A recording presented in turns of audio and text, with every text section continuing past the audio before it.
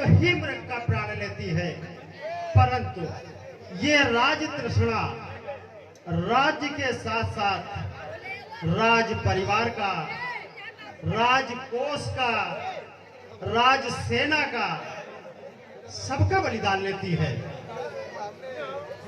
जिस प्रकार, सुन रहे हो, जिस प्रकार एक चित्ती पर दो लाल भिड़ते हैं, उसी प्रकार एक राजश्री पर दो नेपाल लड़ते हैं।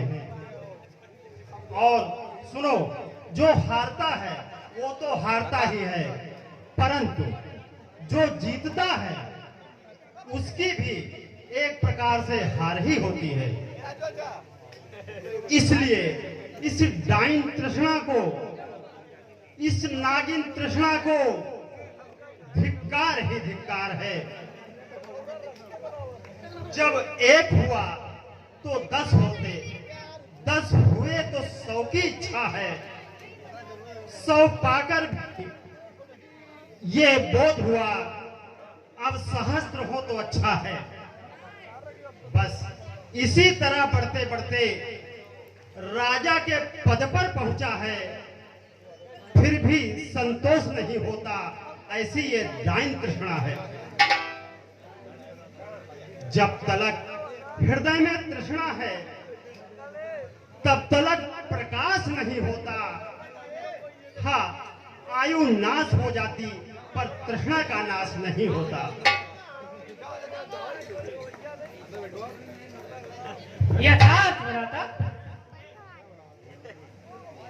और सुनो, इसी तृष्णा की दूसरी बहन का नाम चिंता है। जिस प्रकार एक वैश्यागामी पुरुष मदिरा आदि अन्य दुर्व्यसन करके और उसकी उपासना करता है, फल यह होता है उसके हृदय रूपी चूल्हे में तृष्णा रूपी लकड़ियों द्वारा चिंता रूपी अग्नि प्रचंड हो जाती है और वो चिता की नाई उसे दिन रात जलाती रहती है। अग्र, चिता और चिंता में दोनों किसका पद बड़ा हुआ? सुनो, देखने में तो दोनों का स्वरूप एक ही है।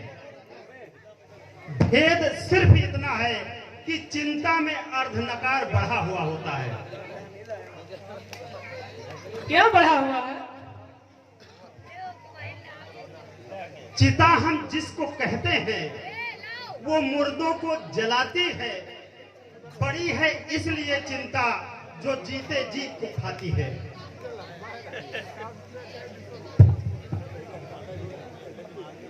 यह क्या, हमें उपदेश देते देते आप उदास क्यों हो गए?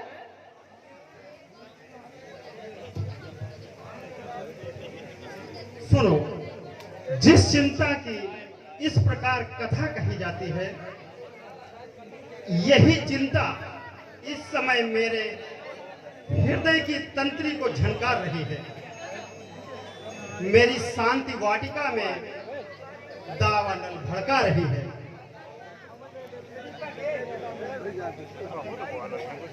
देव, जब तक भगवान वासुदेव के हाथ में सुदर्शन है, जब तक महावीर भीम के हाथ में गदा है, और जब तक मेरे पिता के हाथ में गांडीव है, और जब तक चाचा नकुल और सहदेव के हाथ में खड्ग है, और आपके इस बालक की मुष्टिका में जब तक बल है, तब तक आपका चिंता करना व्यर्थ है। अविचल है जो धर्म पर होती उसकी जीत, अन्याय की लाश पर कुत्ते गाते गीत। पुत्र अभिमन्यु, तुम हमारी बात को समझे नहीं। मेरी चिंता का तो दूसरा ही कारण है। वो क्या? वो ये कि ये जो नित्य नित्य आर्य जात की लाशों से धर्म क्षेत्र पटता जा रहा है, यह दृश्य अब इन आंखों से नहीं देखा जाता। यह सत्य है कि दुर्योधन बड़ा अन्यायी है, दुखदाई है, अत्याचारी है, फिर भी मेरा भाई है।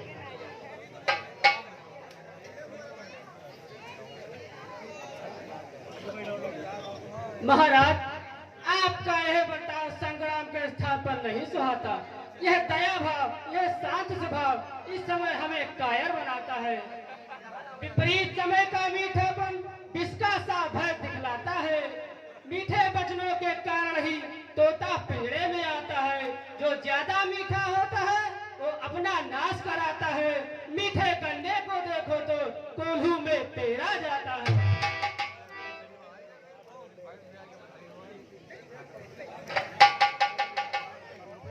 भ्राता, बड़ा भयानक समाचार है। क्या अत्याचार है? पांडव सेना का चीत्कार है। आज द्रोणाचार्य ने चक्रव्यूह का निर्माण किया है, जिसको हम तोड़ भी नहीं सकते, जिसको अर्जुन के अतिरिक्त हम तोड़ भी नहीं सकते। और अर्जुन भगवान वासुदेव के साथ सन सप्तकों की ओर युद्ध करने गए हैं। वे उस स्थान को छोड़ नहीं सकते। फिर क्या होगा? जो भाग्य में होगा। हाँ अर्जुन, गांडीवधारी अर्जुन, आज तुम्हारी अनुपस्थिति में पांडव सेना पर बड़ा अनर्थ होने वाला है। तुम्हारा सब किया हुआ परिश्रम व्यर्थ होने वाला है। जाओ जाओ गदाधारी भीम, जाओ अपनी गदा चलाते हुए शत्रु की सेना में प्रस्थान करो। जब तक तुम्हारे प्राण देह में रहें और देह में ये हाथ रहे और हाथों में ये गदा रहे, तब तक घोर घमासान करो। और जब लड़ते लड़ते थक जाओ तो आर्य वीरों के समान अपने प्राणों का बलिदान करो। नकुल, बढ़ो, सहदेव, चलो। अब जय पाना दुर्लभ है। पराजय का टीका लगवाने से पहले अपने मस्तक पर अन्यायियों के टक्करों को झेलो, प्राणों पर खेलो। न्याय हेतु संग्राम में जो होता संघार, इस योद्धा के वास्ते खुला स्वर्ग का द्वार। भाई साहब, इतना क्यों अकुला रहे हो? क्यों अकुला रहे हैं? हमसे पूछते हो तुम क्यों अकुला रहे हो? क्या तुम्हारे कान नहीं? युवा अवस्था में इतना भी ज्ञान नहीं? धनवत तुम्हारे कंधों पर है, बाण तुम्हारे तरकसों में है, छत्री का पवित्र रक्त तुम्हारे शरीर में दौड़ रहा है। परंतु द्रोणाचार्य के बनाए हुए इस चक्रव्यूह को तोड़ने का ज्ञान नहीं। जाओ जाओ, यदि पांडु पुत्र कहलाते हो तो पांडु के नाम पर न्यौछावर हो जाओ, नहीं तो माता जी की गोद में सो जाओ। है कर्मवीर वही सच्चा वसुंधरा पर, कर्तव्य का जो पालन सोया वसुंधरा पर। आज मेरे पिता की अनुपस्थिति में और चक्रव्यूह की उपस्थिति के कारण महाराज का स्वभाव गरमा गया है। समुद्र में ज्वार भाटा आ गया है। अर्जुन, तुम्हारे बिना ये आज का कष्ट कौन निवारण करेगा? पूज्य, आपका यह संताप और पश्चाताप अब ना ही देखा और सुना जाता है। हमारे पवित्र रक्त में उबाल आता है। द्रोणाचार्य ने विचारा होगा आज अर्जुन की उपस्थिति में चक्रव्यूह रचाएं और पांडवों पर विजय जीत पाएं, परंतु उन्हें खबर नहीं, कायर कभी न होगा जो छत्री का वंश है। अर्जुन नगर नहीं तो अर्जुन का अंश है। आए अभिमन्यु, ये तुम क्या कह रहे हो? यही कि मैं इस कष्ट का निवारण करूंगा। यदि मैं पांडु का रक्त हूँ, यदि मैं अर्जुन का पुत्र हूँ, यदि मैं आपका चरण रज हूँ, तो द्रोणाचार्य के बनाए हुए चक्रव्यूह का भेदन करूंगा। अर्जुन सुत होकर मौन रहूं, यह लांछन मुझ पर लगता है, इसलिए व्यूह में लड़ने को यह बालक आपका जाता है। ठहरो, ठहरो, पहले मेरा संशय मिटाओ, उसके बाद युद्ध क्षेत्र में जाओ। मुझे बताओ, तुम्हें चक्रव्यूह का ज्ञान कैसे हुआ? वह बड़ी पुरानी बात है। जब मैं माता के गर्भ में था, एक दिन मेरे माता की तबीयत घबराने लगी और उन्हें निद्रा नहीं आ रही थी। उस समय मेरे पिताजी उनका जी बहलाने लगे और उन्हें कहानियां सुनाने लगे। फिर क्या हुआ? उसी सिलसिले में उन्होंने चक्रव्यूह तोड़ने की क्रिया भी समझाया। और तुम गर्भ में ही सुनने लगे? सुनने ही नहीं, समझने भी लगा। क्षत्रिय का बालक क्षत्रियों की विद्या को गर्भ में ही पढ़ने लगा। सब सुन लिया और सब भूल लिया? नहीं, यही तो सोच रहा हूँ। उसको सुनते सुनते माताजी सो गई और पिताजी ने सुनाना बंद कर दिया। जहाँ तक वह कह पाए थे, चक्रव्यूह में प्रवेश करने तक ही संवाद था, जो मुझे अब तक याद है। तो तुम अधूरे हो, कच्चे हो, इसलिए होनहार बालक, हम तुम्हें व्यूह के इस विकराल गाल में जाने नहीं देंगे। नहीं, वो मेरी याद विद्या है और आज मैं उसे कार्य में लाऊंगा, अवश्य लाऊंगा। ऐसा नहीं होगा। अवश्य होगा। क्यों? क्योंकि मैं प्रतिज्ञा कर चुका हूँ कि मेरे द्वारा चक्रव्यूह भेदन होगा। अब चाहे आकाश में बाग लग जाएं, पृथ्वी पर तारे उग जाएं, परंतु मैं अपनी प्रतिज्ञा, वीर प्रतिज्ञा का पालन अवश्य करूंगा। यह 16 वर्ष की अवस्था और इतनी भीषण प्रतिज्ञा?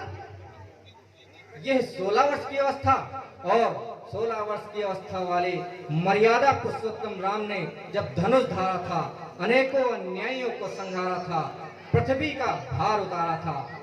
सूर्य वंश में राम का हुआ सूर्य सा काम, अब भी घर घर रम रहा 2 अक्षर का नाम। सोते हुए जगत को जगाया था राम ने, जागे हुए को ज्ञान सिखाया था राम ने। जब मर रही थी जाति जिलाया था राम ने, पृथ्वी को स्वर्गधाम बनाया था राम ने। वह देश था उनका, असुर व्यस्त हो गए, तारे उगे तो सारे सूर्य अस्त हो गए। यह सत्य है, परंतु तुम्हें तो केवल चक्रव्यूह के में अंदर प्रवेश करने का ही ज्ञान है, उससे लड़कर उससे बाहर निकलने का ज्ञान नहीं है। व्यूह जब तोड़ डाला तो लौट आना क्या आपत्तिजनक है। परमात्मा रक्षक है और यह तलवार सहायक है। ये वो अग्नि है जो रण में खलो की आहुति लेगी। ये वो ज्वाला है उतना बढ़ेगी जितना घेरेगी। ये वो शक्ति है जो जाकर शत्रुओं के सैन्य की लेगी। ये वो सिंहनी है जो उन सबका खून पी लेगी। यह है वहां तो पांडु का झंडा खड़ा होगा, नहीं तो आर्यमा की गोद में बालक पड़ा होगा।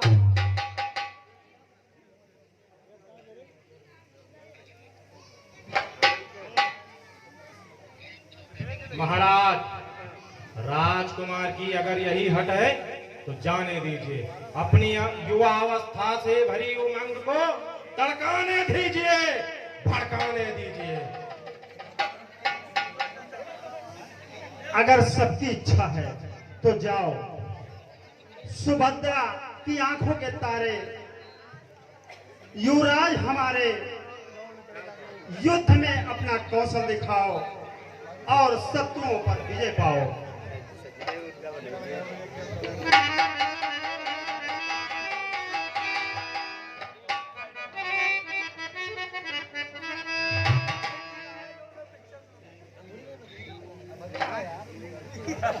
भीम, अभिमन्यु जब चलने लगा उस समय मेरा हृदय धड़कने लगा और अब तो मेरा बायां नेत्र भी फड़क रहा है। मुझे तो इस अब शकुन में कुछ अमंगल दिखाई देता है।